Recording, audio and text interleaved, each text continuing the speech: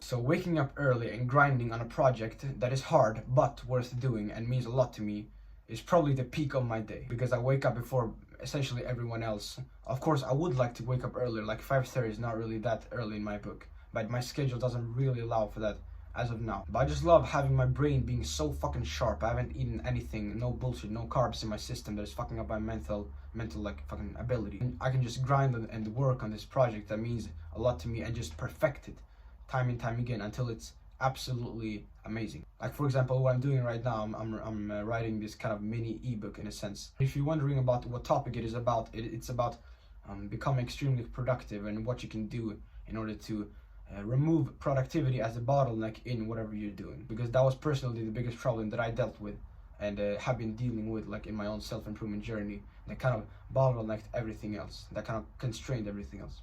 And I can also add gamification to it by, for example, like having the word count and trying to beat my high score in one session per hour or something like that. I can also think to myself that my brain has kind of like maxed out brain points. Like if you can imagine brain points as a currency for focus, whenever you're focusing on something, you're doing something, you're working, you're expending brain points. And then when you go to bed, you reset, like you refill your kind of bar of brain points. I can imagine that as well. So waking up early and grinding on my biggest projects, although this is my like first big project that I'm working on that's gonna take months and months and months. It's probably it's like definitely my peak of the day, in most days at least.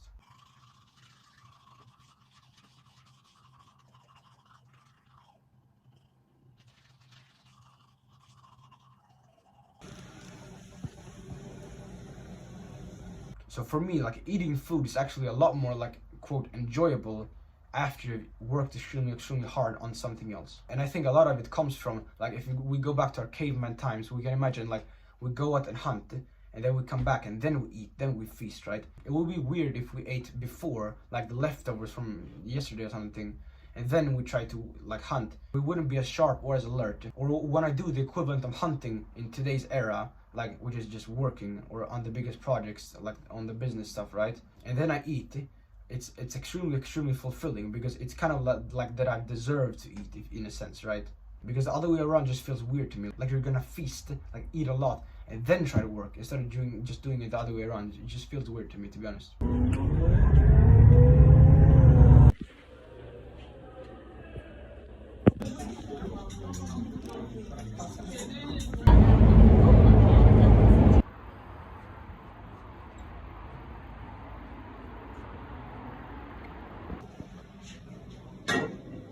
So I generally try to eat as early as possible in the evening, or in afternoon or whatever you want to call it. And the reason is something that I learned from this guy called Luke Belmore. You probably heard about me online. He just talks about like money and stuff like that, right? One thing he talked about when he was at Tate's house, like Andrew Tate and Tristan Tate's house, is that digestion, like digesting food in your system, is actually to a certain extent harming your sleep and your ability to actually do what sleep is supposed to do for your body. And the key premise is that we expend energy on digesting food. It's actually one of the most energy expending like process in the entire body. So why would you want your body to expend the energy on digesting food when it could spend it on strengthening and repairing your body and building up your fucking body, right? Why would you? Because your body only has X amount of energy to expend, right? You can't do everything. Because if I eat a large meal, particularly with carbs, just before going to bed, when I wake up, I'm much more like sluggish, and it's just much harder to get out of bed and actually do stuff, right? Because my body has not been able to do the stuff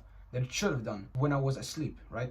And also, I'm trying to grow in the height, right? I'm 16 years old, I'm still growing in the height. And for that, growth hormone is required, right?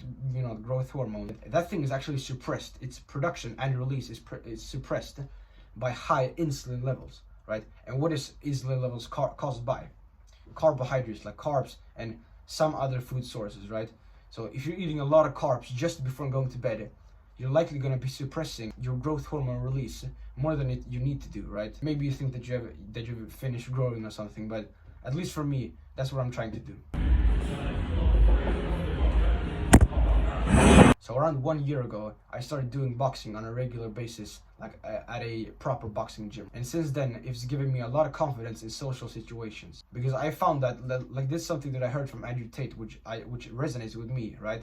And it is that between men, we always kind of just have a tiny like thought process in the back of our mind, if this man would be a physical threat to us if an altercation were to occur. Like, we're always like basically evaluating, is this guy a friend or a foe? And if he is a foe, would I have to fight him, and how would that turn out? Not that I've necessarily used my boxing capabilities outside of the gym, right? But I've certainly gotten a lot more confidence and stuff like that when talking to people in social situations, because I'm not really scared of taking up place anymore, because I know that I have no reason to be afraid of other people. Like, for example, in my class, some shit, I have no reason to be awkward around them, because like on a primal level, like I am more physically capable than basically all people in my school, right? Not that I'm gonna fucking attack them or anything, of course not. I would never like provoke any unnecessary fights, right? But it's just that I'm able to if I had to, and that's extremely reassuring, and it's giving me a lot of confidence. So I would definitely recommend